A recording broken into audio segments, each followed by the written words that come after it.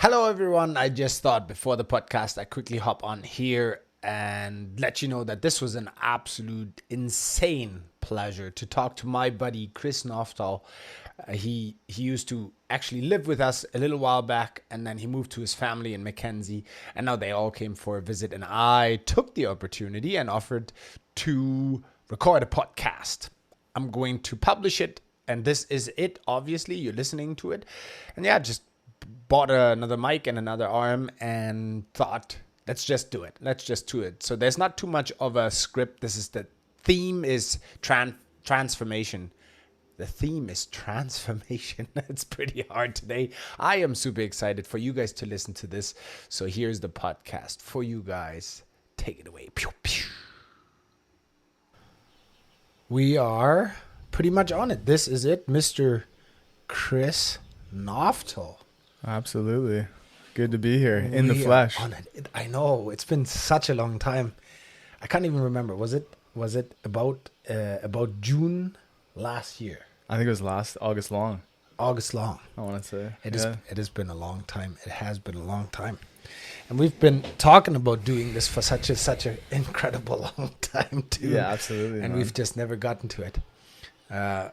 We've talked about this before we started recording, I suppose, and we had said we want to make the main topic transformation and cover as many aspects of that as possible. Right. And you had kind of gotten everything started with talking about the different types of transformation, from the physical transformation, which is always a good one, and then we were talking about a spiritual transformation, which is huge for sure. Absolutely. We both had our experience. And then we had talked physical and spiritual. Mental, emotional, for sure. And I mean, it's inevitable along the path of evolution. Transformation is inevitable as long as you're on that path of development. That's right. And one of the big parts to that was that one thing that Tony Robbins always said is change is coming, whether you like it or not. It doesn't matter. Right. The question is, are you going to change? And that's something that I believe in on purpose to a degree. Right. And choose which change you're going to embrace, because you're going to get older no matter what. That's right. Right. What was the saying? 3 years from now, you will arrive. The question is, where? Yeah, that's right. Exactly. And that was always a growth part for me, where I listened to speakers, and the comfort zone basically says, this is good how it is. Let's stay here forever. But it's not going to stay like this forever. That's right. And we like to think it does. We like to think that there's this false sense of security in things being stable and comfort and locked into a certain situation. But it's not. That just doesn't happen. I mean, like the nature of life right now, think about how much is changing. Like our bodies are changing. The cells in our bodies are dying. New ones are being born. Our hair is growing. Everything is happening on a level that we can't perceive it or detect it. The trees outside are changing. The seasons are changing. Everything is in constant change. Some things just happen faster than others. And really, like the basis of it, what I like to think of it as, like, you either can compulsively react to life or you can consciously respond to life. And like that's what you're saying, on being on purpose with your experience is being able to a certain degree. There's things that you can't expect or anticipate, but there's a lot that you can control. There's a lot that you can take advantage of, and you can change a trajectory and the path. For sure. Change in. Yeah, absolutely. 100%. There was a friend of mine, and he had gone through a whole bunch of traumatic things. And long story short, he ended up seeing a counselor. And the counselor compared the scenario of him going through all those rapid changes of separation and some physical trauma and whatnot, some addiction and whatnot. He called it, you're building a boat. Yeah. Like you're in the ocean. Everybody is. Nobody has a choice. You have to, like, you're in the ocean. There's no way you're not in the ocean. Now it's up to you to decide what type of boat you're building, what type of other boats you're connecting with, how sturdy it's going to be, correct, how reliable it's going to be. Correct. Yeah. You can decide, are you going to be a sailboat? Are you going to actually stitch together, sew together a sail? Right. Are you going to engineer and build and manufacture an Right. engine? What? It's up to you now. It's up to you. Right. Most people paddle, or not most people, I shouldn't say that, but a lot of people, especially after trauma, don't even have the paddles in the water. Like they're literally coasting. The ocean is dictating 100% of what they're going through. Right. They don't even give it a fighting chance to make a move against the current or with the current. Right. Whatever Absolutely. is helpful, right? And And I love that analogy. I love it too, yeah. And if you want to take it to another level, like get rid of the paddles altogether and learn how to sail. That's right. Right? You can harness the energy of nature and utilize the phenomena of life to your advantage. Things are going to happen to you. And like when Dyers says, like everything could be an opportunity to grow or an obstacle to keep you from growing. That's right. And it's just how you're going to contextualize all these events that are happening and how you respond to them that could change the outcome dramatically. Yes. There's like this equation, like E plus R equals O, like the event plus your reaction equals the outcome. That's right. And like you can't always control the event. You can always control your response to it, and you can have a huge say in what the outcome is. Absolutely. Absolutely. Well, I do believe it was Jim Rohn who went into that as well. It doesn't matter what type of wind blows, because the wind blows on everybody and about equal. Yeah. If you're in the same vicinity, the wind is about equal. That's type right. of deal, right? Yeah. There's subtle differences, but they're about equal. It doesn't matter, however, how the wind blows. It really is about how you set your sail, for example. Absolutely. Right? So true. And when it comes to transformation, what was one of the biggest aha moments? Like, when did you realize that you have a say in all this? Yeah, I mean, like a lot of people were just under like the victim mindset of Yes. just like, oh, woe is me, like all these bad things always happen to me. Why can't I ever catch a break? How come life is so difficult? And I was constantly, that's all I was looking for. And like Ram Dass says, like everywhere you look, you see what you're looking for. Yes. And my sights were set on all the bad things that were happening to me and all the negative situations and all the troubles and all the trials and all the tribulations and all those things that I was anticipating and I was constantly looking for. And it wasn't until I had enough. Like there's a saying that says you only change when you're sick and tired of being sick and tired. That's yeah, right, absolutely. that's And right. like same thing with me. My path was addiction and substance abuses, and Yes. I was in the thralls of a lot of chaos for a long time, internally and externally, and basically everything was just falling apart. And sometimes it has to, in order to get rebuilt. You hit that rock bottom, and it's a new beginning, and it's a That's right. new possibility. Rock bottom as a good foundation. Yeah, absolutely. And this time, like build a healthy, sturdy, powerful foundation that can support the life that you want to have. And that was it for me. It was just recognizing I need to make a change here. Like, Yes. I can't keep living like this. There has to be more to life than this. Because I was at the point where I was just about had enough of life. Yeah. I was right at the end of the road, if you can, in many ways. And at that point, I realized I needed to see what was on the other side of the spectrum. And that's when I started getting into, I went to rehab and got a lot of clarity into a lot of the errors of my ways, and was able to connect the dots to my life and realize that it was so much of I couldn't help what happened, but how I was perceiving things and how I was viewing things was keeping me stuck in this position of toxicity and negativity. And then it was at that point in rehab where I was like, oh, I can have a huge say on where I want to go. But an important thing is knowing what got you to where you are. Yes, awareness. Absolutely. And once you realize that, then you can break the cycle a little bit, and you can change the direction that you want to go. Which is key at the end of the day. Because I do believe, when you went to rehab, was there a certain individual, or was it rather a book, or what? Like, was it what I guess what triggered the positive change? Yeah, it was a good question. I mean, like, I was young when I went. I was like 20 years old. It was almost 10 years ago now. And I remember seeing people that were like 40 years old, Yes. 50 years old, and they've been doing the same thing. the same cycles, the same reoccurring vicious cycles over and over again, and they just couldn't break out of it. They would go into rehab and they would get clean and they would get sober and they would learn a few things, but then they would go back and they'd have the same thoughts, the same behaviors, the same actions, the same people, the same situations, and it would slowly get back into the same grooves, and that would include using again. Yes. Yeah, absolutely. And I was able to just recognize that. And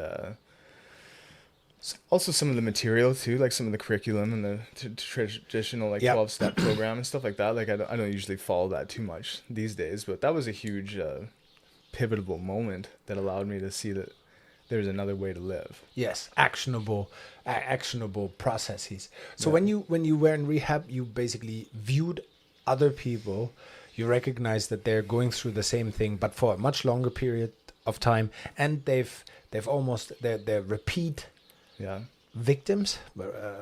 Anyway, there's a certain repetition to a bad pattern. Absolutely. And they realize that. That's why they're in rehab again. Right. And you had some sort of epiphany, I should say, or maybe insight, to say, for sure. Okay, I don't want to have that. Like I don't want to be here again. Right. And if you like summarize it, it's like if you do what you've always done, you get what you've always gotten. That's right. And I was like, I don't want any more of this. No. Next, please. Yes. I'm ready for something different here.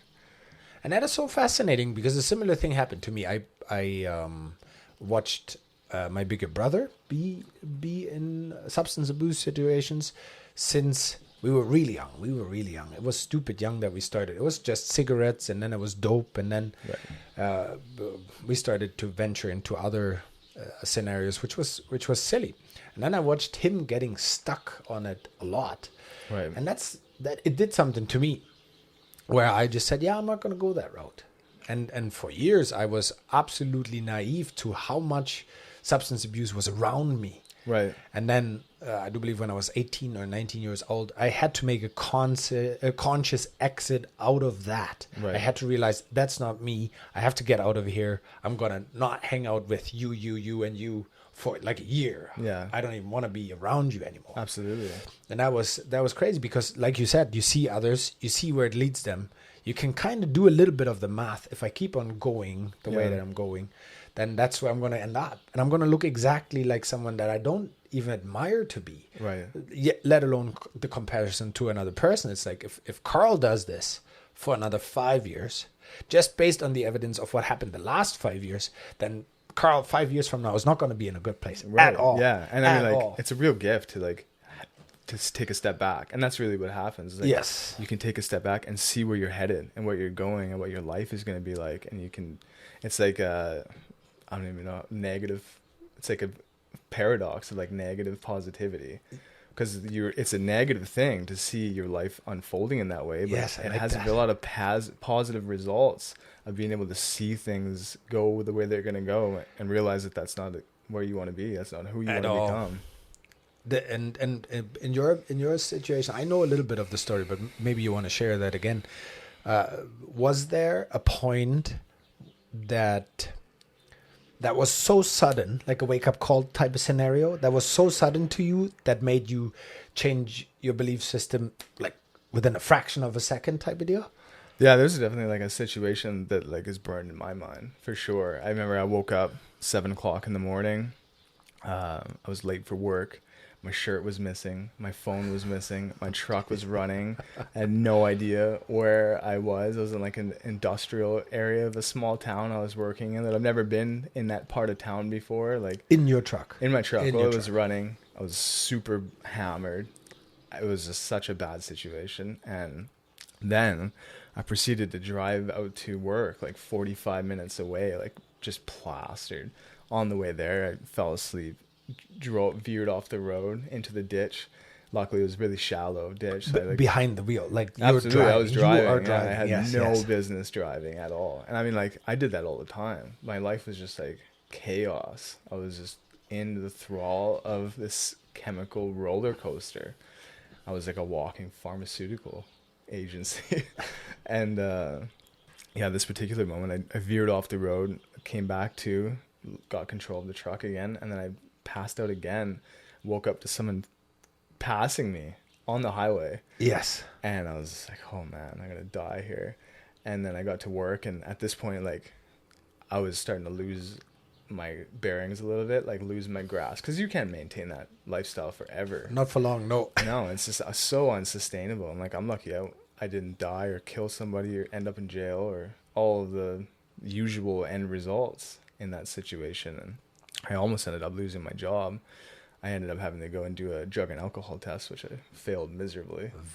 Sounds like it, yes. And yes. then I wasn't allowed to drive home, obviously. And then when I got home that morning, like, I was having like a lot of suicidal ideation at this time, and I was just like in really, really bad place, and I couldn't see a way out. I had no other way to deal with it. And that's really what it is. Like, a lot of substances and a lot of addictions are pain mediation. Like, you have some type of pain, you have some type of internal conflicts, you have some type of trauma from childhood or from adolescent stages or high school, or all of them. It's an amalgamation of all the things that you've been in contact with and connected with in your life that you just don't know how to deal with.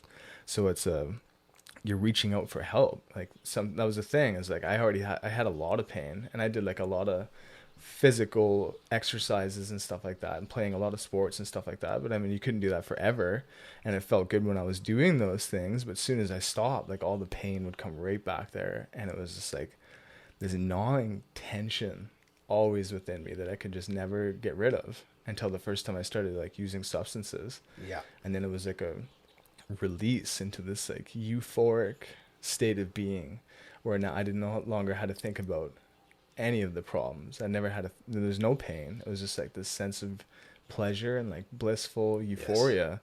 And that was the first time I was like able to release and escape from it. And that's what a lot of people have that. And it may not be through substances, and that in my situation it was, but it could be any type of behavior that gives them some type of release.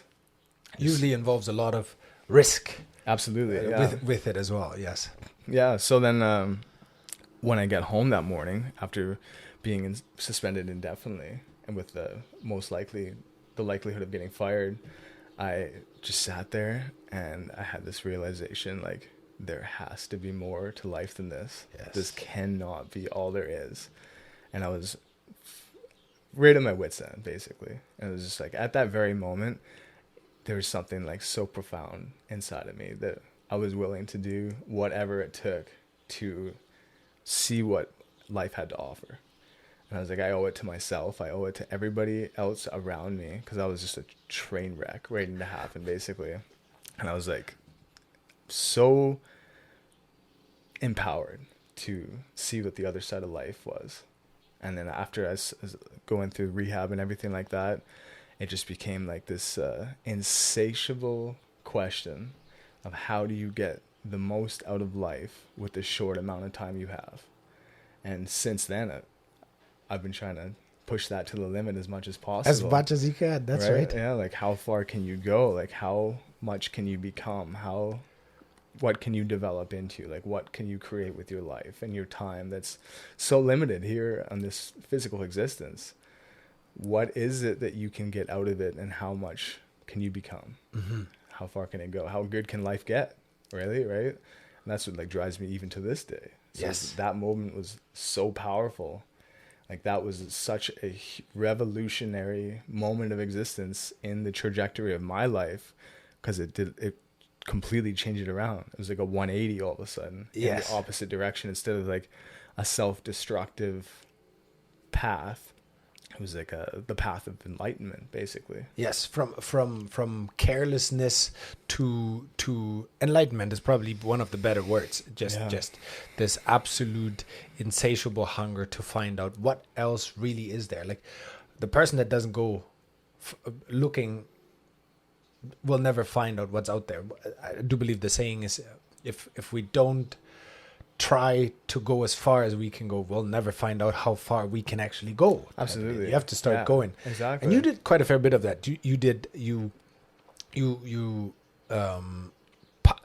released an album of sorts, right? You did music. Yeah, I started getting it. Like, once you're in a state of like health and well-being, yes, that you are able to create, then like you're able to be a co-creator of your own experience, and then you can connect and tap into your passions, and you can manifest those things out into the world, into your reality.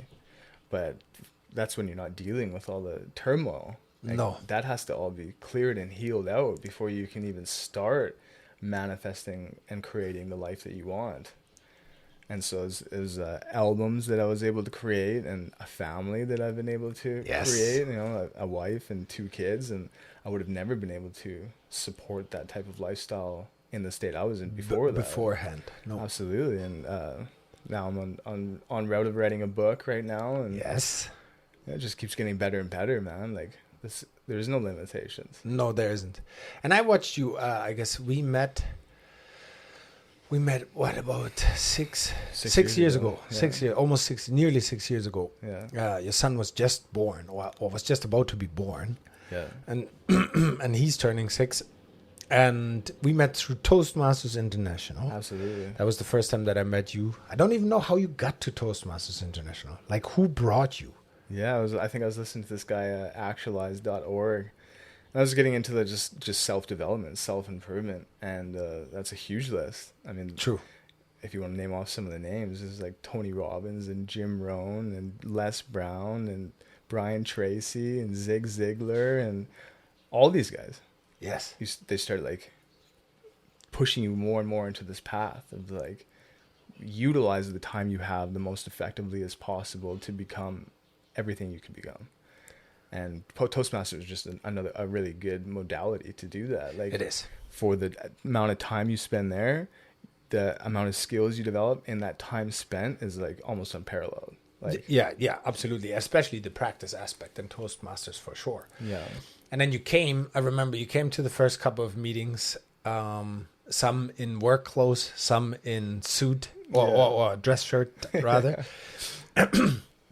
And right away, you and I got on the same wave because we were on the same wave. We've both had found a spark in terms of self-development. We were really reading the exact same material. Right. We're firing each other up. Hey, have you read this book? No, let's read it together. Okay, make it. And then it just went absolutely berserk from there. And I saw your career in the electrical field. Yeah, really, really get a good turnout of this because you took all the philosophy that you read about and that you practiced outside of work to work as well. Absolutely, it starts to color all of your life, right? And there's this quote by Earl Nightingale I love. It's one of my favorites. He says, "All of us are self-made, but only the successful will admit it." That's right. Yeah, absolutely. It's truth. There's so much truth to it. So, like, we are self-made. The way that we're thinking, our belief systems, the patterns of our behaviors and our actions and the circumstances that we place ourselves in, the things that we're attracting into our lives and attracted to, our aversions to the things that we face in life. Like, all of those things are constantly shaping you every moment of your existence. And it's what are you going to sculpt at the end of the day? Like, that's what right. are you going to create? Right. You know what I mean? It's like the statue of Michelangelo. Yes. I love that because it's like what he was able to create with that was already there. It was already inherent. It was just a clear picture in his mind. And they're like, how did you build such a magnificent statue? I didn't. It was already there. I just chipped away everything that wasn't supposed to be there. Wasn't part of the deal. Yeah, I just chipped away the excess stuff. That's right. Yeah. I love that too. That was one of the big driving forces that I found, especially when it came to a certain understanding of self-appreciation or self-confidence, if you want to talk about it. Yeah. It was one of the things that I realized was that for the longest time I thought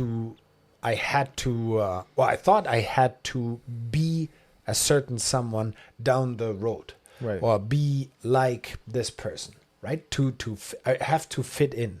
I have to do this, be this, think a certain way, right, to be accepted. Absolutely. And then I found that most of the things that I did do, I didn't even align with at all. Yeah, absolutely. Yeah. For the longest time, I was in a gang, if you want to say that. Yeah. And we were thinking that we were so tough.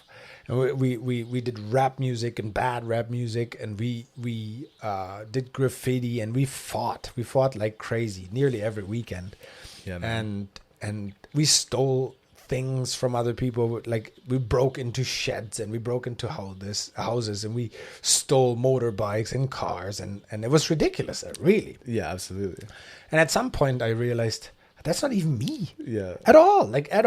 I'm trying to impress people that it like, from the bottom, I didn't even like that much. So, like, some of them I was genuinely afraid of, and I called them my friends. Yeah, like, you know, it's just like to get that respect and that validation, that external validation, to fill this void of unworthiness, to make yourself feel worthy and part of something. Yeah. And it was so interesting, because I never identified as someone who backs down or who's being bullied. I've never allowed anybody to bully me, right, in that sense. And you know, if they were stronger or bigger or whatever, I took a beating, but I'd smile. And it was ridiculous. People were like, why would you still be smiling, man? Like you just got knocked. You know, absolutely. And I mean, like, it's probably similar for you and to me. Like, thinking about the person I used to be, it's almost like unimaginable. Yes. It seems like a different life. Like, I can't even comprehend doing the same things and being in the same states of being and living that type of life is like unimaginable to the person I am today. And like you said, the polar opposite. When I met my lady now, Nancy, and told her some of those stories, right, she would just laugh in disbelief. Yeah. And then one year we went back to Germany, and we met with a friend who had kept footage of past days, obviously, and she's never seen me drunk in her life. Yeah. And so he showed her some footage of me being drunk, and that was so surreal to her. Like, she had belly laughs, tears coming out of her eyes. Yeah. She could not even picture me getting into that state, and I haven't been in almost a decade, actually. Yeah. Quite interesting. Absolutely. And it's fascinating that all of a sudden you Jim Rohn said it perfect. You can live your life for 6 years one way, and then you can make a stop within one day, and you can live the next 6 years completely different. Absolutely. Completely different. And people, it's hard to imagine, because, like, reciprocally, the same way that I can't imagine how I used to live and be that person could never imagine what it would be like to live and be in this position. Different. Yes, like, that's true. Yeah, it's just as far of a gap. Yes. And it's amazing, man. Like, there's another amazing quote too that says, like, if you want something you've never had before, you have to be willing to do something you've never done before. You've never done before, exactly. Absolutely. And that's like the actionable part to the other quote. Exactly. Right. And it's just like that's the process of change that we were talking about earlier, and like that's how transformation happens. Like, life is not a spectator sport. Nope. Like, you have to get out there and put yourself in uncomfortable situations, like I was talking about, dealing these traumas and dealing these emotional pains and conflicts and stuff. There's nothing easy about it. That's not fun stuff. Not remotely easy. You have to be willing to go to some dark places and revisit some painful things, and that's unfortunate. People just aren't willing to do that, or say getting out to Toastmasters and meeting new people and developing public speaking skills. They say, like, the two main fears in life is the fear of public speaking, and next is the fear of death. Second, this is the second most terrible thing. That's true. That's true. It was so funny when I started in Toastmasters and with the public speaking thing. I've told everybody that fairly early I learned that excitement and anxiousness have almost the same physical reactions. Yeah, it's right? like the same chemical alignment. It's true. They went to those athletes, I think it was at the Olympics, and basically went to an inexperienced athlete, first timer at the Olympics, and said, "How do you feel right now?" Yeah. Right, and the person said, "Well, I have sweaty hands, and the hairs on my neck are all up, and I'm really hot, so I'm anxious." Right. Yeah. And they said, okay, and then I went to this super experienced 4-time Olympian type of deal. And Right. how do you feel right now? And he says, well, I have sweaty hands and the hair on my neck is up. I'm excited. Yeah. It was the exact same physical, like how it showed physically type of deal. Absolutely. Oh, and they both talked about the butterflies in their stomach, right? This rock hard piece in your stomach. Which is everyone could relate to. Yeah, absolutely. Everyone feels that. And when I heard that, I use that for myself for almost every uncomfortable situation. Right. My ego, or part of my ego, I suppose, would tell me, you don't want to be here. Get the heck out of here. Right. What are you doing? Just go home and watch some Netflix. That's right. And then I started to read, no, this is exciting. Like, first of all, I've never been in this situation. And it was the self-help environment that made me go even harder. And once you start getting out of your comfort zone and getting a win out of it, at the end of the day, you feel like $1 million. A lot of things are happening. Incredible. You're rewiring the circuitry. Whereas all the other times previously, you would come up into this situation and you would be hesitant, you would feel these feelings and you would back off. Yes. And you build like this circuitry and this habitual nature of doing that. And then at one time you just break it. And you're like, oh, I'm not going to back off this time. I'm going to go for it. And you go into that situation. You ask that person out on the date. You have that uncomfortable conversation. The things that you know that you've been wanting to do or meaning to do and you haven't been, and the time you do it, that starts to change things mentally, physically, chemically, like all sorts of different ways in your body and your mind. Yeah. Yes. Like you said, if you have a rewarding situation by it, you're like, oh, that wasn't as bad as I thought it was going to be. And then you can start to build up on that. And it was like something Tony Robbins said is like, I bring certainty to uncertain situations. That's right. That's right. Yeah. It is something that's within you.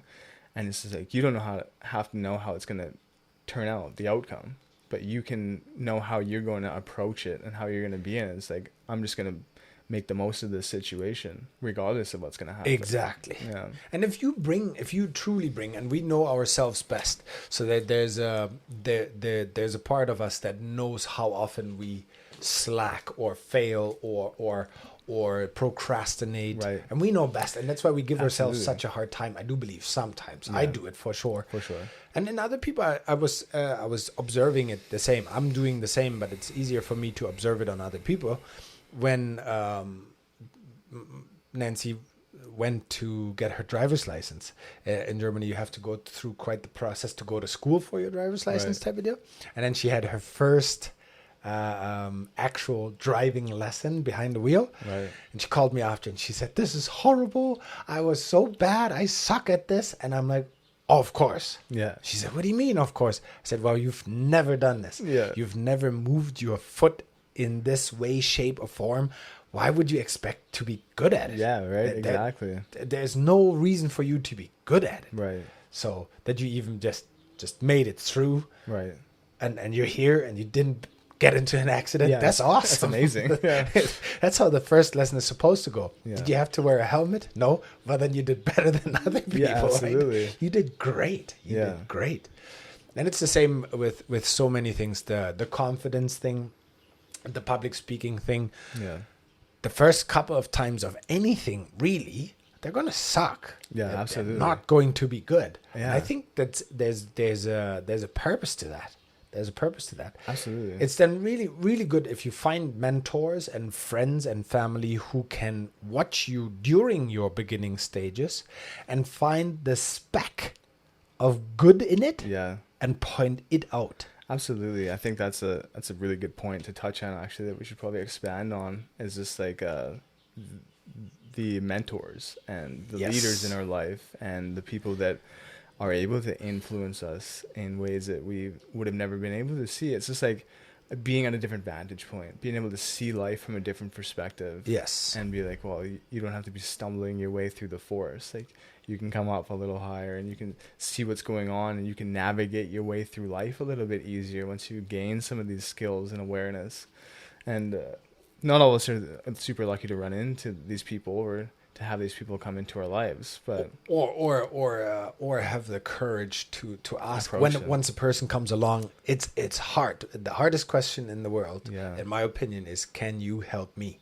Yeah, That's tough. That's true, man. That is tough. Yeah, that's a good point. And it took me over a year and a bit to ask my mentor if he was even interested in something along the lines, right?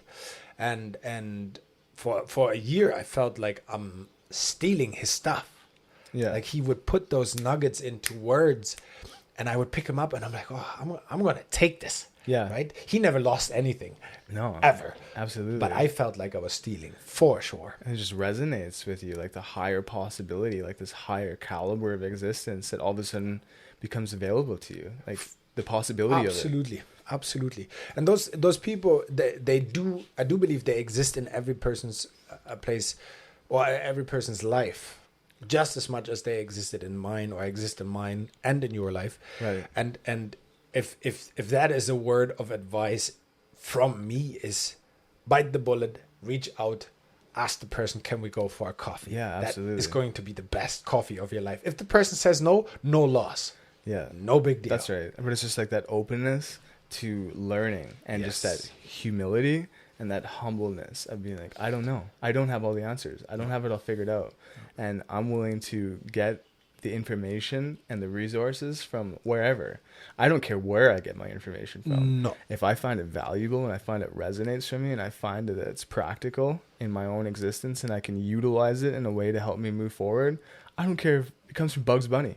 I don't care where it comes from. We got great content from Bugs Bunny. We were watching like kids movies and it would be like on Disney Plus or something. Great. And they'll like drop a bomb and I'm like, oh yeah, Frozen. Perfect. Yes. I don't care where it comes from, right? They are deep, man. They Right? put them. I do believe they put them in there on purpose. Absolutely. I have a feeling. An absolute feeling. For sure. In terms of mentorship, who, if a singular person has inspired you, and I read the one book where you're not supposed to ask the most about the most because there's no such thing. Yeah. There's a threshold of greatness and experiences are either above the threshold or they didn't make it. Right. But there is not the singular most. So I'm not going to ask you who was your most influential mentor type of person, but I'm Right. going to definitely ask you who has had great impact on you. I really believe like the right people come into your life at the right times Yes. to touch you and influence you in just the way that you need it the most at that time. And I've been really fortunate to always be receptive to that. I'm always looking for it. I'm always ready for it. I'm not trying to like force it in any situation, but I'm often recognize it when it comes. And I'm like, oh, I need this so much right now. That is good. Yeah. You're actually saying something that's true that we should dig into as well while we're at it is mentorship is important, but coachability, the actual attributes to be ready for a Right. teacher. Yeah. That old, I'm sure it's somewhere far east saying of some sort. Yeah. When the student is ready, the teacher will appear. And Absolutely. it's so freaking true. In whatever way, shape, or form that you need at that time. Man.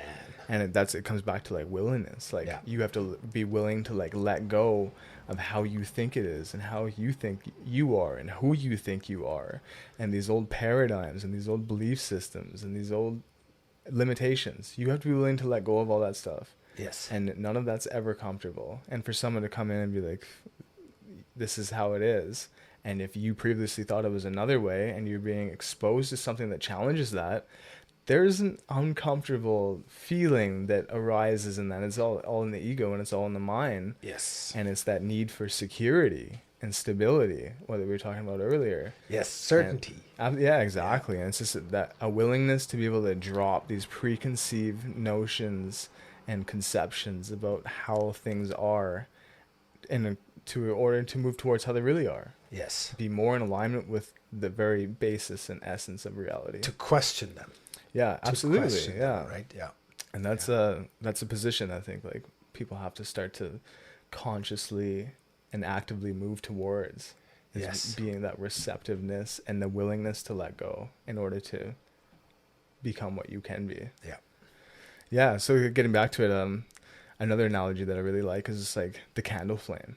Like Yes, one we talked about candle that. can light thousands, millions of other candles without ever losing its own flame.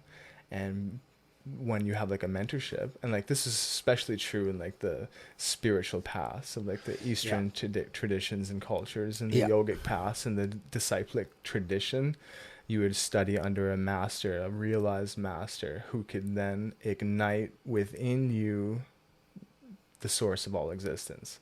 And it was like transmutable in that way. And I think it's very similar to this way as well. You connect to someone who has really developed themselves, and who has done a lot of work on themselves, and has moved very far along the path of evolution and enlightenment. And they can ignite something within you that you didn't even know was there. Well, and that you weren't even open to prior. Yeah. When I met my mentor York, he was the first person that I consciously remember that asked what I wanted to do, because I asked him, what should I do? Because that's how I made my life easy before I met him, was to go to my father, go to my mom, go to people that I appreciated and liked in my life, and said, what should I do? Right. And then I would take their information. I didn't even do a great job in weighing what they gave me as feedback. I didn't really do a great job. I just accepted. Oh, okay. Hey, what should I do? Well, you should really go do your, high school. Right. You should finish high school. Okay. Yeah. And that's how I went about finishing high school. Is that, well, I guess so. Sure. Yeah. I tag along, right? Yeah. School came fairly easy to me compared. Some parts came fairly easy to me. Right. But I only did it because someone else said, yeah, you should do it. A friend of mine, Susie, actually said, I'm not going to finish high school if you don't. But I wanted her to finish. Right. So I said, okay, I'll do it with you. No problem. Interesting. Right? Yeah. And then what should I do now? I asked my dad, and then he said, well, maybe you should become a teacher. You'd be a great teacher. I was like, oh, yeah, makes sense. Right. And right then and there. And so I thought I was going to be a teacher. And then when I met York, he questioned nearly everything and just said, why? Right. Which is a powerful question. Oh, man. Powerful question. So deep. Yeah, exactly. And if you just don't, like, relentlessly, why? Yeah. Like, why do you want to be a teacher? Well, because I believe that I should do something that I don't like about this world. It's like, oh, geez, okay. Why? Yeah. I was like, oh, man. And maybe I could have an impact. Why? Right. Oh, and then it just went further and further and further. And at some point, it hit me in the face. Why do I do all this? Why do I want all this? Yeah. Because I want it better for other people that like I've been so fortunate to meet incredible people in my life that I want other people to feel just as fortunate. Right. Just as fortunate. And York did a lot of that for me. Just basically challenging me to think about all these things, and not to think small was another one. When he was asking all those questions, I would give him, for example, we found out I wanted to impact people in a positive way. Right. And as a teacher, that was cool because you have 30 plus children every hour of your workday. Right. So you have the opportunity to impact a lot of bodies, minds per day. Yeah. So I did the math, and I think I calculated it down that over the lifetime of a teacher would actually have an effective impact on about 50,000 people. Which is pretty... That's pretty epic. That's pretty powerful. Especially like that demographic. That's like super impressionable and susceptible to those. And everybody remembers a teacher. Not all teachers, but a teacher probably. Yeah, absolutely. So why not be one of them? The positive one. Yeah. Right? Cool. So that was my idea. And then he said, is it ever possible to add a 0 to that? Just such an interesting question. Right? And he didn't dictate add a 0. Right. There was no such thing. He just asked, in your head, is it possible to add a 0 to that? Yeah, man. So that's 500,000 people. Right. I hope I have to be 10 teachers now. Jeez. Yeah, that's right. No, but and then all of a sudden it was, well, that is so interesting. And then you switch from a why, and you switch to a how. Right. How would it be possible? And all of a sudden I realized, maybe not as a teacher. I would love to say that I've impacted 500,000 people positively in my life. Right. That's awesome. Absolutely. Absolutely awesome. That's incredible. Am I going to achieve that as a teacher? I don't know. Right. And then all of a sudden I felt like I was putting a ceiling above myself that I didn't even want there. Yeah. And then he said, well, think about it at the end of the day and just let me know what you come to. And then I came back to him and I said, I'm going to be a motivational speaker. Yeah. And he said, oh my Lord, that's not at all what I wanted. And I said, I'm going to write books. I'm going to create courses. I'm going to be a motivational trainer. I'm going to do this. Right. And he was like, oh, like, whatever. You just go ahead and find out for yourself.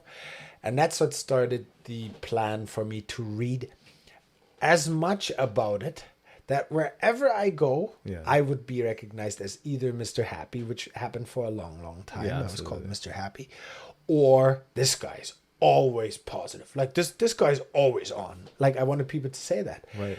And then at some point, that's all that people said. Absolutely. This guy's always happy. This guy's always smiling. This guy's always on. Like, right. And then at some point I realized I've become what I set out to be. Like I literally manifested exactly what I set out to become. Which is powerful, and even more powerful to realize it. And going back to that quote by Earl Nightingale, like all of us are self-made, but only the successful will admit it. Yeah. And even then, like not all of the people realize it. Like they've created this product that they are now. Like you are the sum total of everything that you've experienced up into your life. That's right. In this position. And that's a beautiful thing about teachers is like a great teacher shows you where to look, but they don't tell you what to see. That's right. And they allow you to connect the dots in yourself. Absolutely, right? And that's really powerful. Yes. And this is like that very strategic ability to ask the right questions to provoke those types of thoughts within the person. Yes, within. That was the key part. I've never felt like York was putting in, implementing, so to speak. He was extracting. It was in. It was just pulling it out. Just like going back to the Statue of David analogy. Just so like true. Refining what's already there and just getting rid of all the things that are blocking that from coming out. And that's like so much of the misconceptions about like happiness and like well-being and all positivity, and they think it's something they have to do to get, something that's outside of them that they have to bring into their lives. And it's like, no, that's your innate essence of who you are as a human being, as an individual. Like that is the core of your existence. And it's like the things that you're not feeling, that you're not experiencing, that you're not connecting to that because of the things that you're doing to prevent that. Yes. The blockages that you're creating. It's just like the sun and the sky. It's always there. It's always shining. It's always on.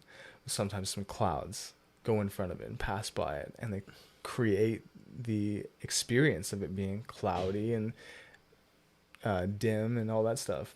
Yeah. But it's not the sun goes away. It's just something's in front of it blocking it. That's right. And that's what you're doing, is removing these things that are preventing that inherent nature from coming through. That's true. And that's what a great coach or a great mentor does. They don't actually do the push-ups for you. Yeah. Right. They just show you techniques, maybe a hand position on how you can do more push-ups. Yeah. They don't necessarily go up there and blow all the clouds away, to stay with your analogy. Yeah, no coach does that. Yeah. But they tell you here are strategies to spend or to get the most out of the cloudy times. Right. Because there's something with the cloudy times that absolutely that you can do. Something. Yeah, true. I mean, something, like, right? Everything's there for a reason, right? For you to work through, for you to understand, and it creates more depth for you, right? Like there's a quote by what's his name? I can't remember. I'll say the quote first and then probably come back to me later. In order for a tree to rise to heaven, its roots must first go down to hell. Mm-hmm. Mm-hmm. Carl Jung said that. Mr. Young, yes. Yeah, absolutely. And it's just like, you, in order to create like a profound structure and stability in your life, like you have to go in to the roots the It's core true. and the hardships of who you are and what have happened to you, and reconcile those things, heal from those things. And that's what's deepening the roots and building the foundation that allows you to shoot up higher. But everyone just wants to reach the pleasure. Everyone just wants to feel the happiness. It doesn't work. It doesn't work. No, that's just not how the game works. That's not how life works. And in so many ways, a person who's never been through tragedy feels disconnected. And maybe elaborate on that.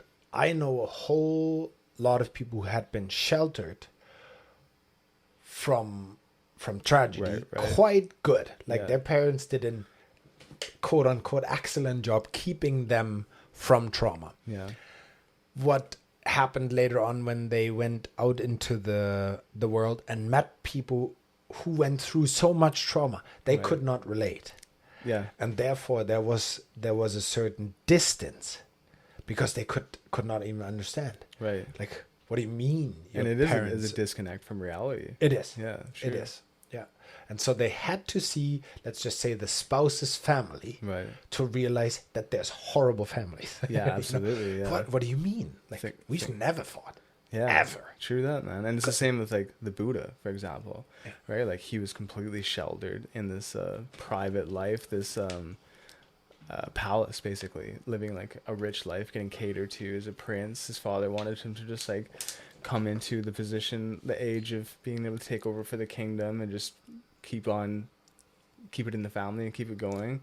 And it was like once he got a little bit older and he like ventured outside of the palace walls and he started encountering sickness and death, tragedy, and old age and disease and all these different things. And he's just like realized the fallibility and the finiteness of existence. And he saw so much suffering, so much immense suffering. He's like, I cannot just continue to live this lavish life away from everything. Like I have to understand this human condition that's happening, and that's an essential part of it. And that's what he said, his first noble truth is life is suffering. It is. Yeah, it is. Absolutely. And that's what got me in this path. Like going back to the story before, is like the suffering was potent, powerful, and it could be a flame that either burns you alive or purifies, cleanses away what doesn't need to be there. Absolutely. And it's just how it's used. And the ashes of that can become the fertilizer that you actually are going to need to give nutrition to beautiful things. Yeah. Right. I mean, both your family, how you interact with your family is more than just inspiring. It's absolutely fascinating and a great example on how beautiful things can run. Yeah, man, I appreciate that. And the sheer ability of yours to, whether it's memorizing quotes or memorizing philosophies and being able to apply them to a situation when someone approaches you, that's something that has to come out of an innate desire to wanting to do that. Absolutely. I was going to say, like, it's not by accident. You know what I mean? Like, my entire life is designed and structured for optimizing my existence to enhance the quality of this life experience to its maximum capacity. That's like the whole game for me, the whole reason why I'm alive, for my understanding and like the path that I want to be on.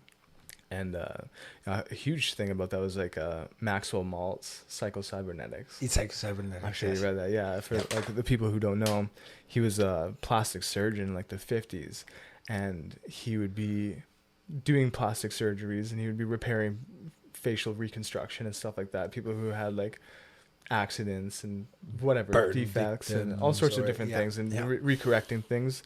And he realized over time that he would have people that had similar scars or reconstructive surgeries, and at the end of it he would do a fabulous job. They would come out looking like a completely different person, and some people would completely change. They'd be depressed and they'd be down in the dumps, and they would have really low self-esteem and self-confidence and stuff like that, and then they would completely turn all those things around. And then the other person who had the exact same surgery and the exact same outcome would still be the exact same person, depressed and no self-esteem and very low existence. And he was like, what is going on here? Why? Like, yeah, these people had the exact same thing done. And he realized that it was the self-image that has changed. It's the way that you're perceiving yourself, the way that you're contextualizing yourself, the things that you believe to be true about the person you are. And that is what gets actualized in your experience of reality. And that's what the whole book is about, is realizing like what your self-image is. And most people don't even know. It's No. below the radar. It's unconscious. Like, you don't know the beliefs that you have about yourself, the image that you're holding. And that's what you're creating. It's all just happening unconsciously. It's all happening behind the scenes. Yeah. And you're just experiencing the repercussions of that. And when you can start to get in control of that and realize how powerful your mind is and how much ability you have to alter and change your self-image into something that's powerful and uplifting and empowered, you can absolutely change your life in so many different ways. And again, within a fraction of a second, you can make those changes. Absolutely. Which brings us to a little bit of the physical aspects too. Both of us big fans of fitness. You've done your fair share of walking the competitive fitness route, whether it was actual bodybuilding. I do believe you did. I never actually ended up competing, but like I get other than myself. Yeah. But I've been in the arena of competition for a long time. Yes, but you had and not on stage. I should rephrase that. But you had, if I remember, you wanted an 8-pack, or one of the challenges was like, I'm gonna have a 6-pack, like a proper 6-pack. Absolutely, I remember that. And the pan, you wanted bending to frying pans, bend the frying pan. That's right. Absolutely. And then certain weights. I remember you had set goals to push or pull or squat or. Yeah, man. And it's good, like, heading into this direction with the conversation. Like, that brings us to just like health and well-being.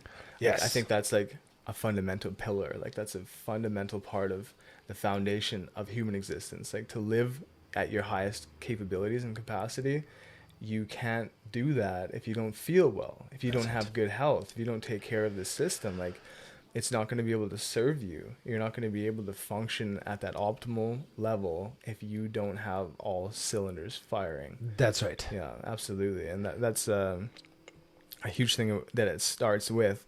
And it's a lot of simple things people can do that people don't even take advantage of now. It's just like getting enough sleep, like drinking enough water, getting enough nutrients, getting enough fresh air, getting enough sunshine. Like, those are some pretty low-hanging fruit that have easy to do. Absolutely, that easy have like not to do. Easy to, yeah, absolutely. But like just taking advantage of those things, like connecting with the earth and making sure that you're not getting too much external frequencies and radiations and stuff like that, and that goes with like the garbage that you're eating and putting in your body and the things psychologically that are coming into your mind. And totally mental food just as important as actual nutritional food. Yeah, man. The intake is providing energy, yes, but it's also writing code. Yeah, it's not just I'm taking this, I'm taking the good parts, and I'm discharging the bad parts. No. Bad parts find their way. Yeah. Whether it's cancer of the cells or cancer of the mind. Yeah, absolutely. They will find a way. Yeah. So physical transformation, both of us went through quite a fair bit. Overweight, then underweight, too little Ends body of the spectrum. fat. Yeah, for sure. Yeah. And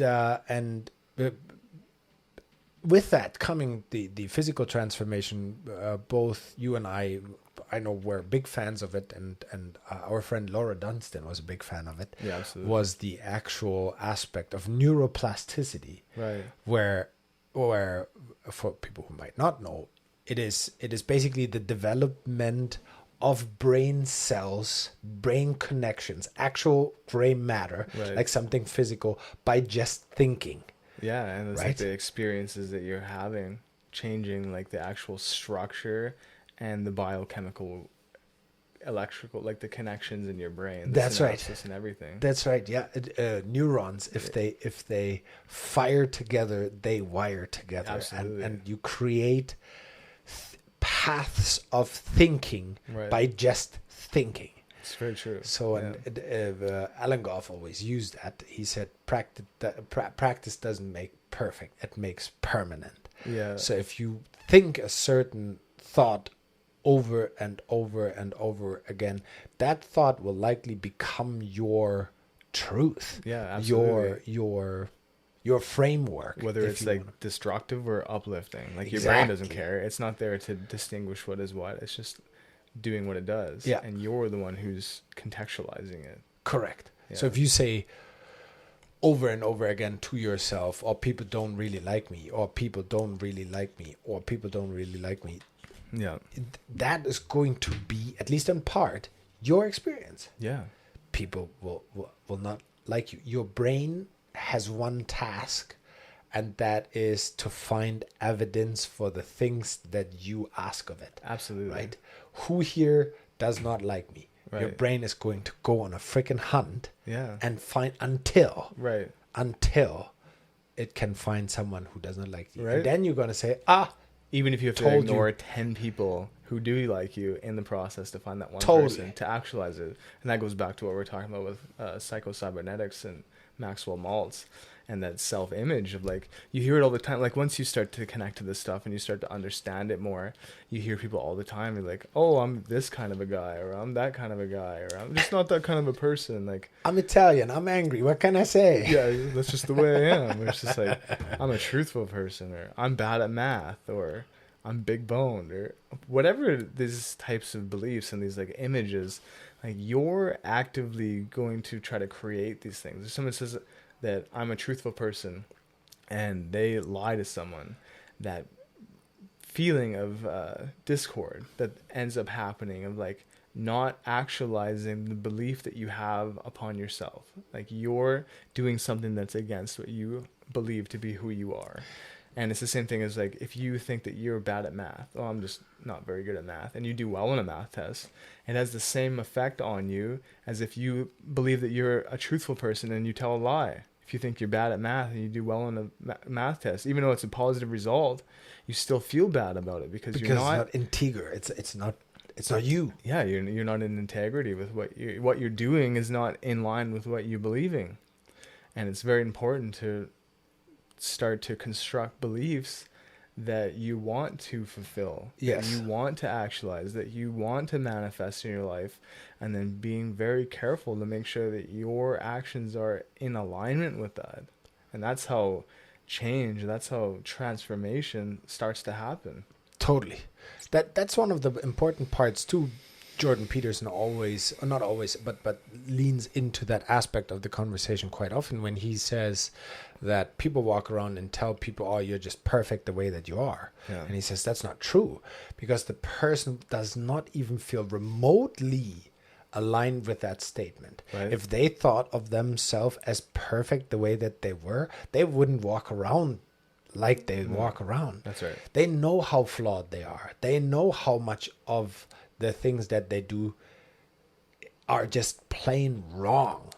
Right. And they identify with someone who does wrong things or rebellious things, or who doesn't do the right thing on purpose. That's right. Right. They know exactly. And so just going around telling everybody that they're perfect the way that they are is not a great way to do it.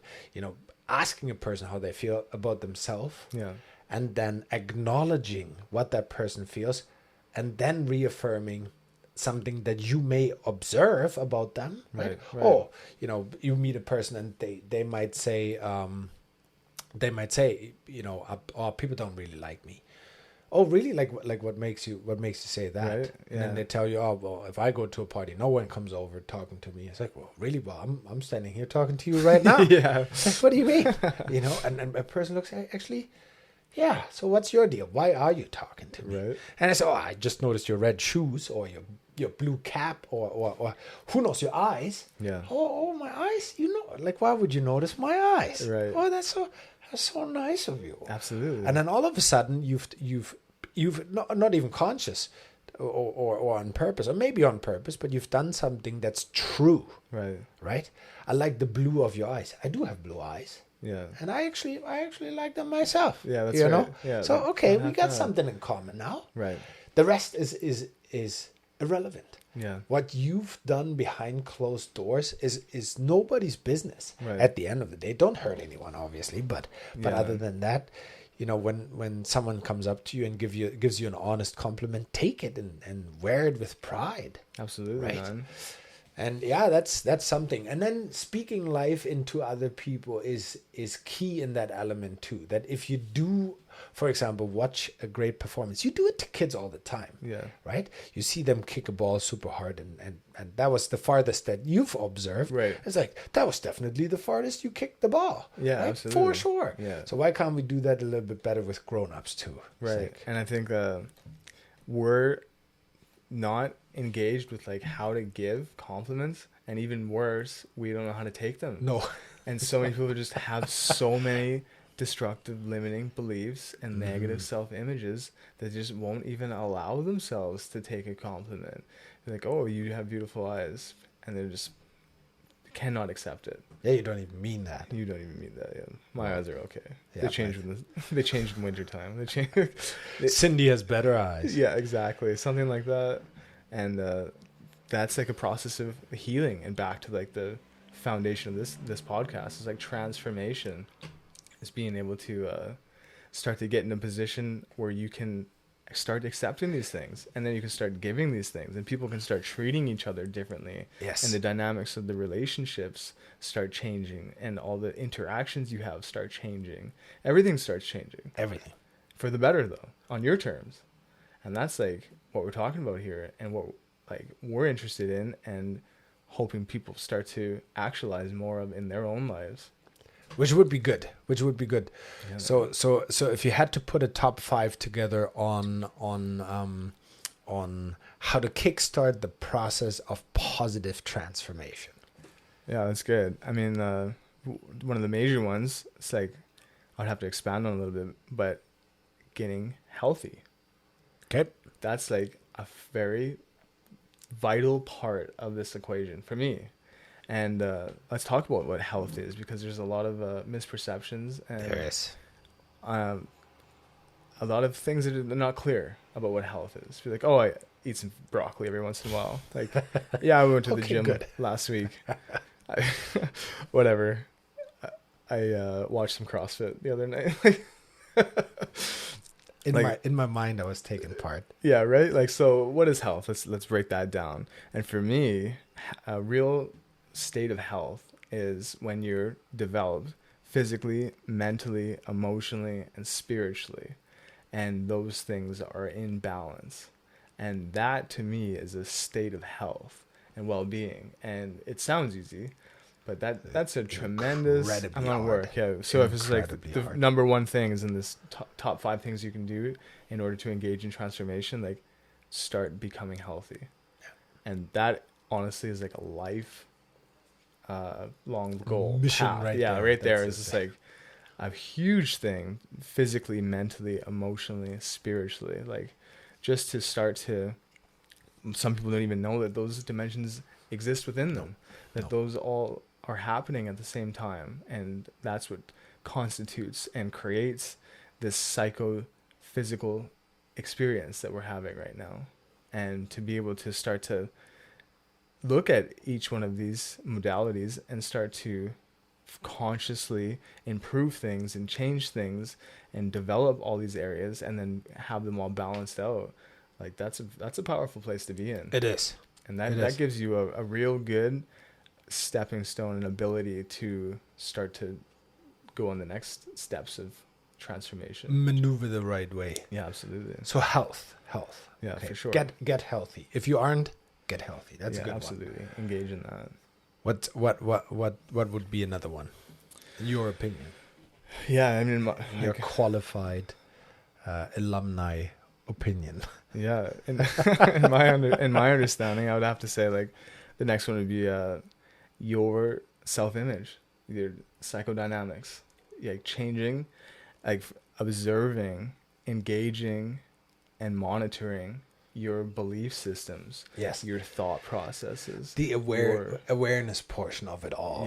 Your philosophies about existence and about yourself and about life and everything else. Start to really question, like your mentor did with you, and what you do with yourself on a daily basis. Is question, like, why is it that I believe this, and is this serving me? Is this moving me in the direction that I want to go? That was a big one that I wanted to mention earlier, was like belief systems. Awesome. Yeah. Good. Each to their own, and everybody should have their own and should develop their own, and not just be a follower, be a student of that. Absolutely. But the one of the big questions is that serving me? And sometimes too, destructive behavior is serving people in one way, shape, or form. Right. Who knows whatever turns your crank at that point. But yeah. How is this serving me, and what are the costs of it, so to speak? That's big. So the awareness of where you are right now mentally, and I guess on the health aspect too, awareness is great for everything. Yeah. When did you weigh yourself the last time, and when did you check in with what's considered a cultural standard for being healthy? Right? Like when I found out that by today's health standards, I was in the category of being obese. Yeah. I was like, no, I never felt obese. Yeah. I never felt, and then all of a sudden I felt like, okay, walking stairs becomes incredibly hard. Right. And okay, 252 pounds, that's a lot of weight, man. Yeah, right. That's a lot of weight. That's the biggest I've been so far. Yeah. And the awareness to realize you're a big boy. Yeah. Like you're not a large anymore. This is not healthy. You're an extra large now. Absolutely. That's obesity, dude. Yeah. So, oh man. Well, I'm not trying to fat shame or none of this stuff, but once you realize that there was a standard developed at some point, the categories are pretty straightforward, right? Whether it's BMI or whether it's a fat percentage that you want to go by, who cares? But if you want to research the negative effects of having too much fat surrounding your body, whether it's around the muscles or whether it's around your belly or whatever, the disadvantages are huge. Absolutely. Huge. Yeah. The damage that can be done is incredible. So being aware of what is might even be number one. Absolutely. Might even be get in touch with what is. Yeah. Second, become healthy on mind, emotional, spiritual, and physical. Yeah, absolutely. Yeah, there's a good quote from Krishnamurti that says, it's no measure of health to be well adjusted to a profoundly sick society. It's true. And that's something we all have to really ask ourselves at the end of the day, like, how healthy is the collective? Yes. How healthy is the general population? Like, what are the standards that we're holding ourselves to? And when I look around, like, I don't think they're very high. No. And I think we can do a lot better. And I think they used to be higher. Like even, like, I do believe, unfortunately, my generation was the first generation, or our generation was the first generation that actively skipped sports classes. Yeah. Where it was just a cool thing. Yeah. Because my dad's generation wasn't allowed. Yeah, like, right. You have physical education and you do it now. Yeah. It's jump, climb. Right? Like, whatever. So much more regimented. Our generation was asked, how do you feel about doing this? Yeah. And all of a sudden we stopped doing it. Yeah. Like, it used to be attractive for whole schools to be in athletic competitions. Absolutely. There was not one or two of the school. Yeah. There was classes of people for going, sure, man. Yeah. Right? And it was it's I don't know. There's an aspect to me how that thinks how much can you force people into their own betterment? Absolutely. And is that healthy? Is that good? Like, would that be good? Well, it depends. I don't know. Like, you look at someone like David Goggins, who's just like a savage human being and can push himself to like extraordinary levels. And you look at someone like Wim Hof, who pushed himself to extraordinary levels of discomfort and pain and just challenging situations. And they don't get to that level without doing that, and no one does. Even if yourself, like if you only work out when you feel like it, chances are you're never gonna work out. Like if you only wake up early when you feel like it, chances are you're never going to wake up early. When you only want to read the books when you feel like it, you're never going to read the books. If you only meditate when you feel like it, you're never going to meditate. It just doesn't matter what you feel like. Like, these are the things you have to do to get to you want to go. And if you want to get to where you're going, you better do what needs to be done. And that's the way I look at it too. Right. Like, so that would be the practical application. How do you do that, right? How do you, first of all, become aware? And how do you, second of all, create health? Yeah. And that's through habits, I want to say. Absolutely. Big time. Actionability, like totally. Accountability too, and integrity. Yeah. Like you say what you mean what you say. Yes. You do what you say you're going to do, whether you feel like it or not. Like, you hold yourself to that standard. Yeah, absolutely. And that makes a huge difference in your life. Like, when you show up and you do the thing that you know you needed to, whether you wanted to or not, that builds up, and it makes you more dependable within yourself, and more accountable. To self. You start to like yourself more. You start to appreciate yourself more. You start to have more confidence in yourself, because like, like, I may not feel like it, but I'll do what needs to be done. I'll do it anyway. When the time comes. Do it anyway. Yeah, absolutely. That has a huge benefit in your life. The negative self-talk, that's how it starts, right? Yeah. Karl, man, yesterday you said you were gonna go to the gym in the morning and you didn't. Like, what's up with that, man? Yeah. Like you disappointed you. Yeah. And then the vice versa the other way though. Karl, man, you said you're gonna go 5 times to the gym this week, and this was your 6th run. That's freaking incredible, dude. Right. That is awesome. Yeah, like, absolutely. that is cool. And that little slap on the bum is like, good job, buddy. Yeah. Good freaking job. Or food the same way. It's like, hey man, you said you wanted to incorporate more veggies and whatnot, and not eat fast food. Like, don't eat fast food. And you did that. That's awesome. Yeah. Like, that's awesome. right. Yeah, exactly. Like, giving yourself a pat on the back and showing yourself appreciation and love and like the support, right? Of just like that encouragement, and even like treating yourself too, of being able to hold yourself to a certain accountability and a certain standard, and be like, well, I'm going to go out for the movies one night. I'm going to relax and have some popcorn and some treats and enjoy it as well. And like, you really feel like you earn it. Like, that's something that you work towards, and that's something that you have achieved. Makes you want to live. Yeah, I remember the story of Tony Robbins. He lived one of the more disciplined lives that of anybody that I know. Like, from optimizing his workout routine to the 0.1% type of deal. Incredible. And only certain foods and very alkaline, no acidity in his life whatsoever, right. and just absolutely incredible. And then he met his wife, Sage, and they were going out for dinner, and he ordered this and this particular food, cooked in a certain way, and this many greens and this many pine seeds. And, oh man, absolutely incredible. And they're done with their supper, and she orders a chocolate cake, and he just falls out of the sky like, what? Yeah. What are you doing? And she's like, it's called living, Tony. Yeah, you should try it. Absolutely. And that's what he was like, you know what? That balance. Yeah. You have to live. Yeah. And pretty much anything in excess is usually not good. Chaos. Yeah, absolutely. Usually not good. You cannot only be happy. It looks odd when you show up to the funeral and you're the happy guy. It just does not work. Like, you have to do both. You have to be able to have the range of everything. And that's why most of the basic human needs are so quote unquote polar opposite. Right. You do need certainty. You do need to know that when you flick the light switch, that the light comes on, because you're going to get anxiety if it doesn't. Right? But you also need variety or uncertainty, that things don't get boring. This is like, variety is the spice of life.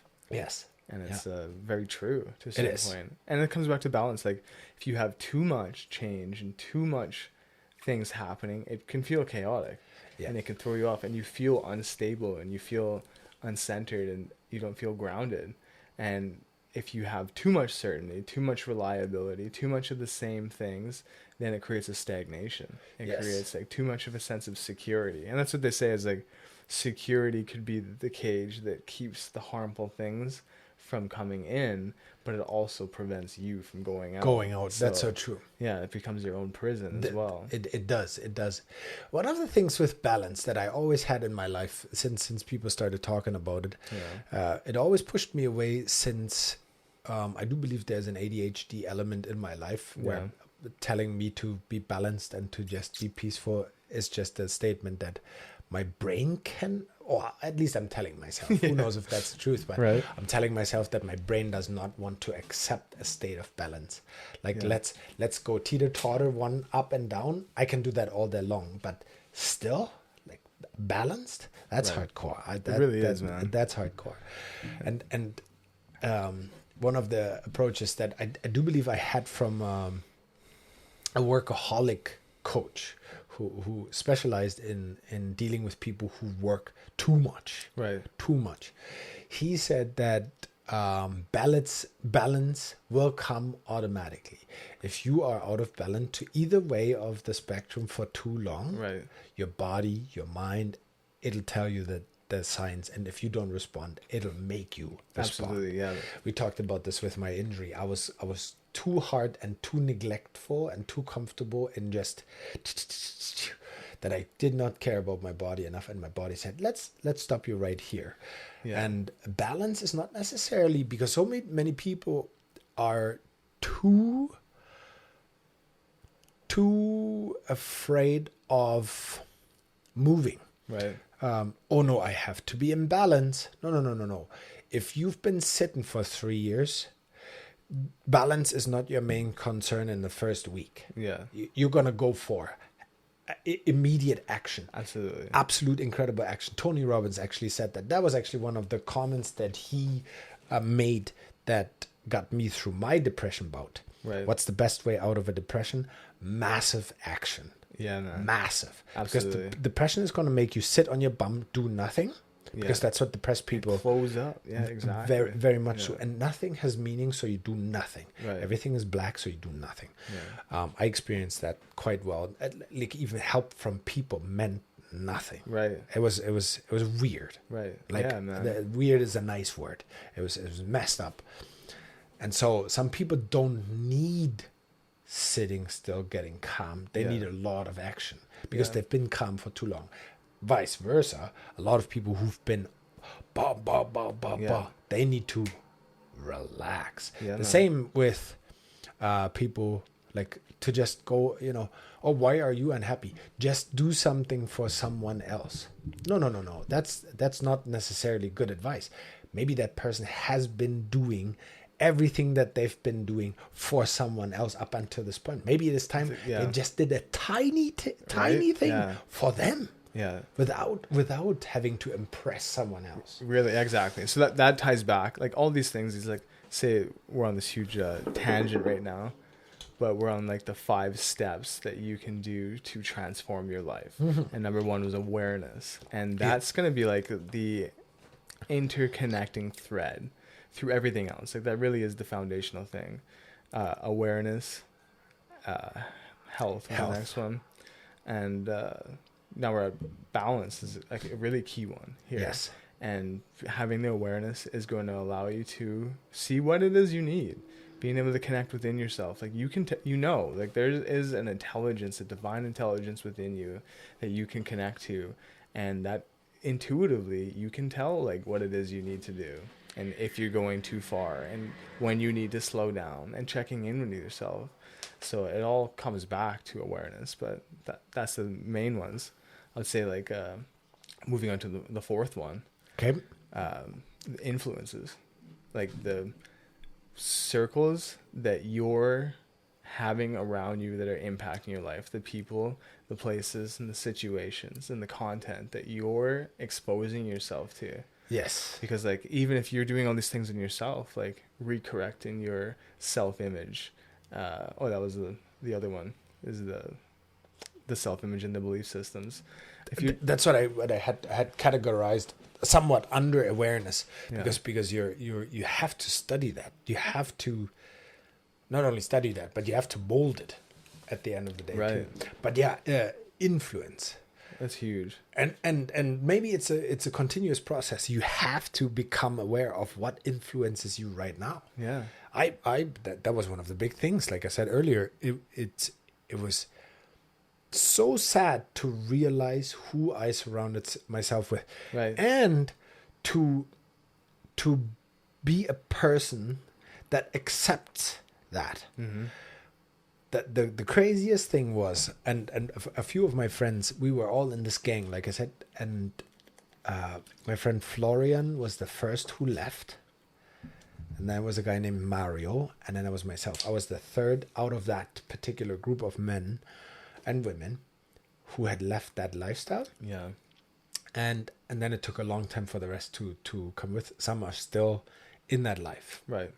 Very, very sad.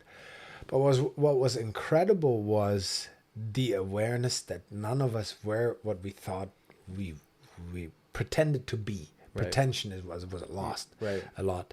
And so when we started to see, the influence that you keep is determining a lot of right. of what you say.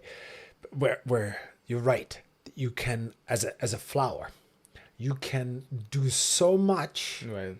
But if the soil that you are in That's a good analogy, is contaminated still, right, your chances of making it's just that much harder. It's right. it's not impossible, let's say, but it's that much yeah, exactly. harder. It's just like putting on sheaths of armor that are just weighing you down when you're trying to hike up this hill on the path of enlightenment or your own evolution. These anchors that are like holding you back from going in the direction that you want to go. And that comes down to a lot of things, like the people that you're speaking to and the people that you're connecting with and relating to, whether that's in your personal life or your professional life or your family life on another level. Like people that are just have, say, profound negative belief systems and self-images, and very toxic individuals that are always focusing on the worst things in life and always focusing on how bad things are and all the problems. And if you're constantly around these people, whether you like it or not, it's going to rub off, have an impact on your well-being. Big time. And if you're watching movies and TV shows and stuff like that that are incorporating violence and accentuating the ego, and if you're playing video games that are doing the same thing and having all these different influences, if you're watching the news all the time or you're on social media and you're only having this distortion of polarized dogmatic views, like all of these things are affecting you in a lot of different ways. Absolutely. Yeah. And that's why it's so important to question those things. Now, is there anything wrong with playing video games? No. Is there something wrong with playing video games for the wrong reasons? Absolutely. Yeah. Absolutely. There's incredible behavioral what would you call it? Behavioral research being done on test groups who could have the exact same experience, and one group, a part of the group, walks away with a positive outcome, and out of the same experience, other people walk away with a negative outcome, just based on group bias. Right. You can put people into a room and have an actor spread a negative thought. That entire group at the end of the test will be convinced that that's a truism, right, of some sort. Absolutely. The same for positivity, though. Yeah. You could have another test group, have an actor spread something that's ridiculous, but in a positive way, and at the end of the test, it'll become a truism to that group. Absolutely. We're very impressionable. Like, we're very susceptible to the things that are happening in our external environment. We have a lot to say in how it affects us if we're conscious enough. If you're aware of to it. realize. Exactly. And that's, like, again, the common theme through all this is awareness. Like cultivating awareness. Yeah. Because I'm super conscious of the conversations I have, the interactions that I'm having, the people that I'm connecting with, and what I'm focusing on and paying attention to. Doing. Exactly. What I'm watching. Yeah, absolutely. You know what I mean? It all adds up, and it all has a huge difference in either allowing you to move forward and where you want to go, or preventing you from doing that. A friend of ours, you know her too, I think at least briefly, was Patricia Right. She was a Toastmasters as well, and she had at some point had gotten an incredible epiphany about certain relationships that she only connected with over alcohol, and not one drink. It had to be multiple drinks. Right. And then she tested said relationships, not in a malicious way of any kind, but just for herself mostly, and said, I'm not going to drink today. And people had absolutely incredible reactions. They could not talk to her. The conversations were absolutely horrible. And both parties just felt like, I don't want to do that again. Like, yeah, weird. That's crazy, huh? It was incredible. So she said some relationships have gone so far away from each other just because of her not drinking alcohol anymore. Yeah. And just saying, I don't need that anymore. No. I'm okay. Like, I'm not saying you shouldn't. You can do whatever you want. That's fine. That's right. But I'm not drinking anymore. Yeah, absolutely. And some people were just, I'll still have my beer. I don't care, or my wine or whatever. Yeah, that's right. But some people said, I don't like hanging out here anymore. Like, you used to be fun. Yeah. It's like, well, Mom. Yeah, or like their idea of fun. Like, you used to engage in gossip with me, but now you don't. Yeah. Right? God damn it. Stuff like that. Absolutely, man. And like, it all influences the way you think. Like, life is just the way it is. Reality is just the way it is. And then there's our perception about it. There's like stressful thinking. There's angry thinking. That's right. There's anxious thinking. There's all this ways of perceiving reality that creates the feelings. Like, our thoughts create our feelings, our emotional reactions and experiences of life, and our experience of reality. Our thoughts are what is the precursor to all of that. It is so true.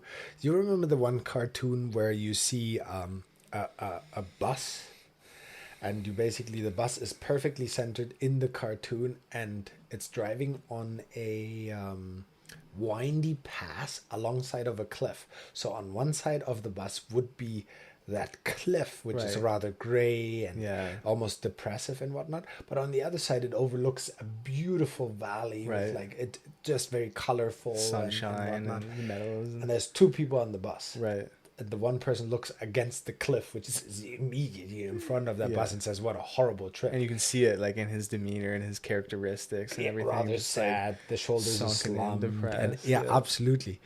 And the other person sits at the window and watches. This is the most beautiful trip. Just lit up and just like so excited. Yeah, absolutely. That was one of my favorite ones because it's the same trip, literally the same trip. And there were so many empty seats that it was definitely a choice. Yeah, it was definitely a choice. It was not symbolized as if that person, because of how things turned out for them, like the unlucky type of deal or the unfortunate, it was definitely a choice. There was nothing but empty seats. The person could have easily just went over to the other side. That's so key, man. Right? This is like what Wayne Dyers says. Like, if you change the way you look at things, the things you look at change. And that's how you're thinking, right? Like, if you don't like the way you're feeling, it's because of the way you're thinking. And if you want to change the way you feel, you have to change the way you think and how you perceive life and how you engage with life. And I mean, it all adds up.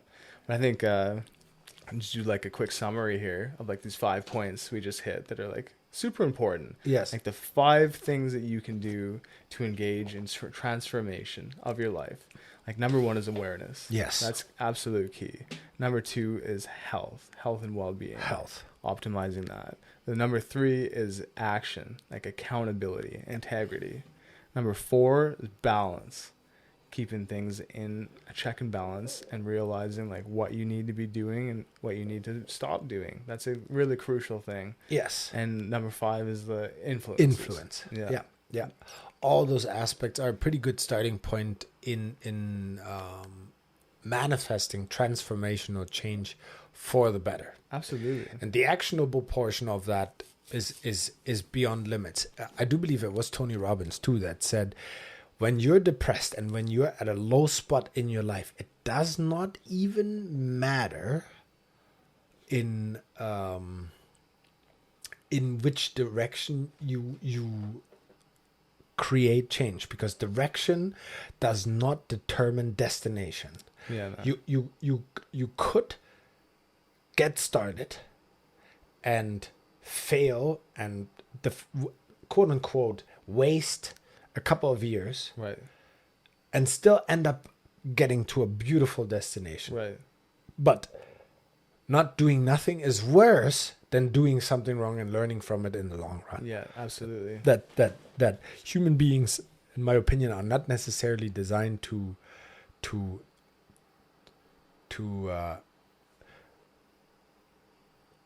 pass time in a stagnant manner. Absolutely. It's growth of one way, shape, or another. Absolutely, man. And that's like two things. Like Earl Nightingale, we mentioned him a couple times here. He said success is the worthy, or is the realization of a worthy ideal. The progressive realization of a worthy ideal. Yes. And that's a very powerful thing. Oh, man. And the other one is that people get caught up on all the time is time. Oh, I can't become this. I can't write this book. I can't become this teacher. I can't make this transition. It's going to take so much time. Yes. And he always says, like, don't worry about how much time it's going to take. Like, the time is going to pass anyway. It's going. Right now, it's ticking away. Tick. What are you going to do with it to get to where you want to go? Like, don't worry about how long it's going to take. The time will pass anyways. That's right. What was the joke with that? It's like the lady says, I hate my job. I want to do something else. I would love to be an electrician. Go to school to become an electrician. Yeah. Oh, it's going to take me like 3 years. I'm going to be 43. How old are you going to be in 3 years anyway? Yeah. What kind of argument is that? Like, what? Yeah. Zig Ziglar always said that you're meaningful, specific, or wandering generality. Yeah, right? And you have to ask yourself that. It's absolutely. Like, holy Moses, like one of the two. But in terms of the progressive realization of a worthy ideal, I do believe it was Jim Rohn that said, that specified that statement a little bit better. I do believe in terms of day-to-day application, right, where he says, all you have to do is make measurable progress in reasonable time. Yeah. And then he follows up with, why do you think it is that they make grade 1 desks so small? Yeah. So they don't fit you at 18. But that thing, measurable progress in reasonable time. Yeah, man. Nobody dictates either. Yeah. Like the increment of how you measure. Mm-hmm. Nobody says what that has to be, right? If for you an inch is good, where other people have to have a feet of progress, right? Awesome. Yeah. An inch is awesome. Absolutely. And I think it's just like maybe even a number 6, if we were to add such a thing, like clarity. Yes. Clarity Again, of awareness. Like, yeah, absolutely. Like that is the fundamental thing. But like, where are you going? Yes. What do you want? How are you going to get there? How did you get to where you are? What has got you to this position in life? And where do you want to go, and how are you going to get there? Totally. Like, just really getting clear on that is going to remove so many obstacles. So many obstacles. And there's a couple of great programs out there. Jordan Peterson has the program called the self-authoring program. That's a good one. Works a lot with the past. And then there's a future authoring program where you write out your future, which is really, really good too. There's a whole bunch of them. Where you can actively write down, which is a key aspect to transformational change, in my opinion, was for me, for sure, was putting on paper not only what's in your head, but the actual facts. Like, if you ever want to make change in your health, let's just say, you start with a part that I call facing the numbers. Like, you literally take your weight, your body fat percentage, the circumference of your arms, of your legs, of your, like, all your measurements, and that's where you start. That's where you start. There was the scenario where they drop people off in the Sahara, in the desert, and say, find the oasis. And everybody starts wandering in one direction. And one guy stays there where the excursion, so to speak, the trip was, and he says, can you show me on a map where I am? Right? That's a really vital thing. And everybody just kept on, like, okay, we'll find the oasis, and just walk. Wandering. Just by chance, there's a chance that you walk in the wrong direction. So why not find out first where you are now. Yeah, that's right. It's going to make going to where you want to go so much easier. Absolutely. So man. much easier. Absolutely. And measurable. It was so funny. There was a young gentleman who had financial issues. Right. And at some point he connected with me, and I had offered to help. He had asked if I could help, and in his head, he was convinced that his financial goals, and I'm going to tell you what they were in a second, but his financial goals, it's going to take him 5 years to achieve them. Okay. And then I said, okay, sounds like you have major goals. That sounds awesome, and blah, blah, blah. And I said, let's lay them all out and see where we're at. And it amounted to, I do believe it was $4,500 or $5,000. Yeah. And in his head, Right. it was clearly going to take him 5 years to get that. With just talking few strategies and finding out where he is, which wasn't as bad as he thought it was going to, it was. Right. I do believe he did it in like 6 months. Oh, that's a huge difference. Just incredible. Yeah, but in his head, absolutely. he was convinced. Nope. Yeah, nope. man. And that's that clarity. Just It like is. breaking things It is. down and like seeing it for what it really is. Just to show. My York, my mentor, called it the Mona Lisa effect. You are too close to the picture that you don't realize that it's you in the frame. Yeah. That's how close you are. You're full on oblivious. Yeah. You cannot actually appreciate the art of it. Absolutely. The beauty of it. And that's really like what awareness does. Like going back on that is just like it gives you this spaciousness, A depth. that you can step back and you can see things for what they are, Yes. and it has less effect on you. Sadhguru talks about it in a really good analogy is like how you're experiencing traffic. Like if your lack of awareness would be like if you're in the middle of traffic, like in a traffic jam, and you're like, oh, traffic. Opposed to if you're up on a hill looking down at the traffic, you're like, oh, traffic. Like that's the difference of awareness in your own life in a negative emotion. Yes. When you're that close in it, you don't have that awareness. You're in the thralls of it. It's like you're in the reef of the water, and it's just beating you senseless, and you have no way to get away from it. It's just overwhelming and consuming.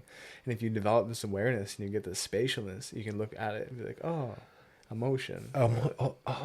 And some of the awareness you can't do by yourself. I think it was Sadhguru as well who said is the human experience is so confusing that the apparatus that could tell you that you smell out of your mouth is located right above your mouth.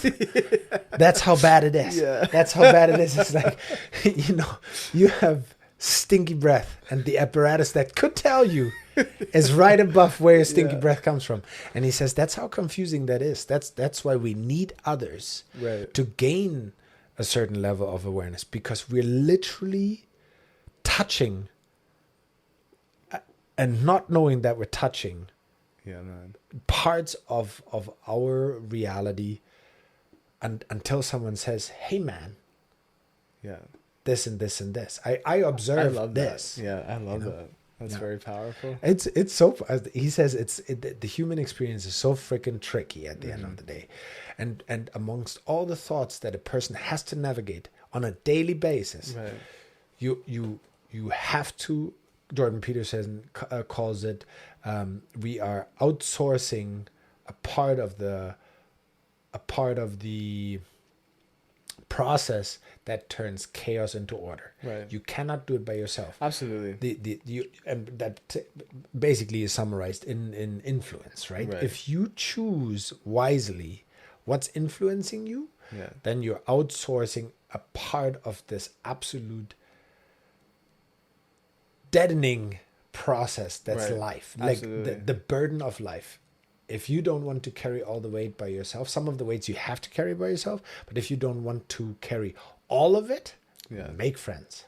Yeah, absolutely. Right? And even just like the things you engage with, like YouTube, for example, like all those people I mentioned earlier, with like Tony Robbins and Jim Rohn and all those guys, and like Ram Dass and Alan Watts, and Sadhguru, another one, like all these other people, like there's so much content available just on YouTube. There is, yeah. All the books that are available, like all the things that you're able to interact with. Like Gaia TV, that's a streaming platform. That's just like Netflix, but it has a lot of like conscious material. Like that's something I watch all the time, and it's just like there's so many resources to help you get on the path of where you want to go. Get better.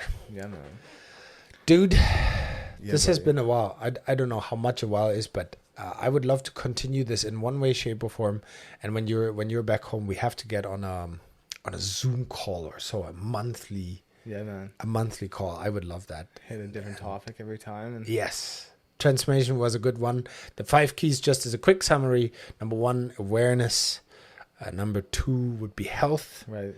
Number 3 would be action. Yeah, man. And number 4 would be balance. That's right. And number 5 would be influence. Yeah, those are key things to connect with and check into, and start to learn how to integrate into your life. And it's not gonna you're not gonna be like, oh, these 5 things, I'm gonna plug them in tomorrow. Easy. Yeah, like you will die. I'm going to do this if it kills me, and I nearly died.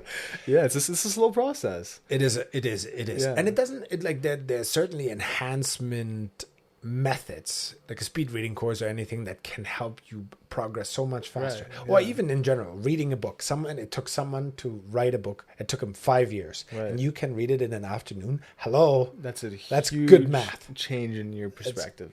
Deepening of your perspective. Yeah, for absolutely. sure. So I mean, like, just to slowly start engaging with it, and start chipping away at this stuff, and start seeing like what it is you need, like cultivating that awareness. Yes. And doing that through meditation and introspection and reflection and self-authoring programs and stuff like that. Like it's all interconnected. It all adds up. It all does. And like getting to the position I'm at now has taken 10 years of daily work.